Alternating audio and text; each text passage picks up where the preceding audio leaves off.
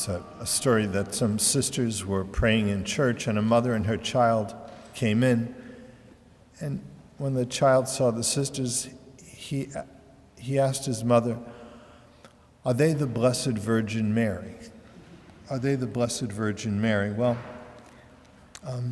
they say religious life is an approximation of Mary's self-dedication to God. And it's kind of contained in this gospel that the highest form of human relationship, the highest form of human friendship is marriage. But in heaven, there is no marriage because we'll be totally occupied with God, like the angels. Once death is destroyed, there'll be a greater love than any love that we can experience below, because it'll be this purest of love. And religious life is kind of a witness to that greater love, the love of heaven. And we say religious life, celibacy, virginity is an emptiness for God. It's not a handicap, but it's a radical dispossession of this world. It's not a handicap, but a catalyst for moving forward spiritually.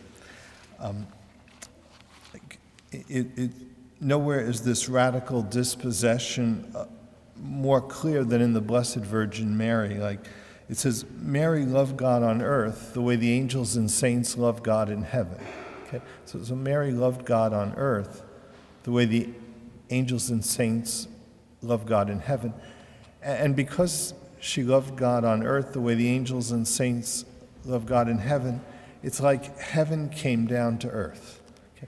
Not only God became man, but the truth, beauty, and goodness of heaven come down to earth.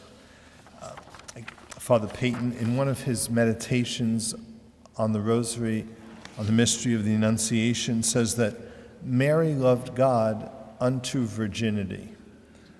That's how she became the mother of God, because that virginity is fruitful spiritually. That she was giving up anything never even occurred to her. And saying this is the intimacy that God holds out for us in this life, but above all in heaven. And again, in the person of Mary, we can see the fruitfulness of the gift. They say in the 11th, 12th centuries, the Middle Ages, monasteries were not only religious centers, but they were cultural and intellectual centers as well. Like from there grew out universities, architecture, cathedrals, art flourished during those times. And it was a great time of convergence of truth, beauty, and goodness. Okay? Truth meaning like education flourished, virtues, knowledge, beauty, architecture, the cathedrals, many of the magnificent cathedrals were built during those times. Goodness, conversions took place, and the lives of the saints grew out of that religious life. There's a kind of and that was all those cathedrals were named after the Blessed Virgin Mary. Okay, like we say, Mary is the catalyst for the conversion of the world. There's a kind of a principle in the church that says, as goes the church, so goes the world. Like when the church is strong and flourishing, the world is good, because the church is the yeast, the leaven in the world. But when the church goes flat, the world suffers. Okay? Because as goes the church, so goes the world. And there's a corollary to that principle that says, as goes devotion to Mary, so goes the church.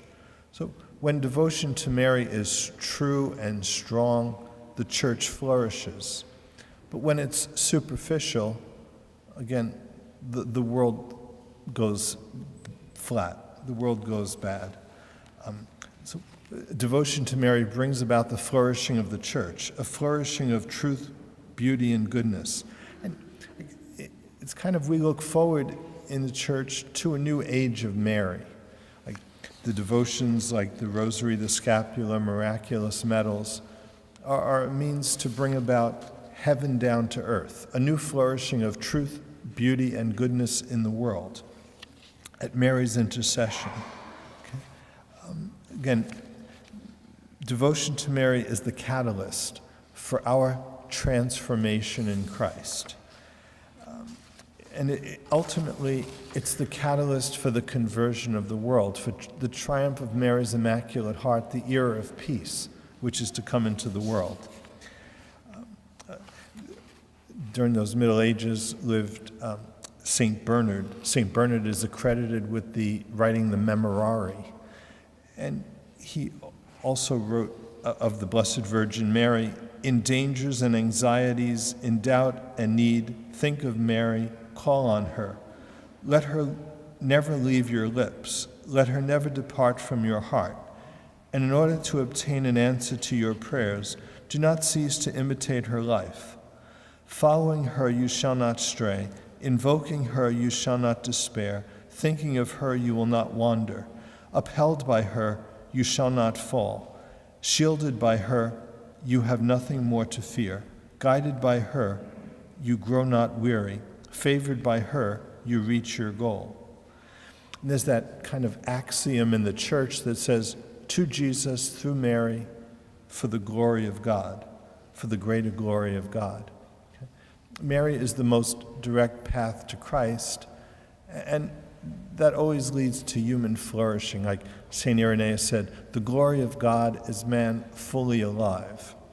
To Jesus, through Mary, for the greater glory of God. Okay, so turning to Mary will enable the world to flourish in truth, knowledge, beauty, and in goodness, in holiness of life.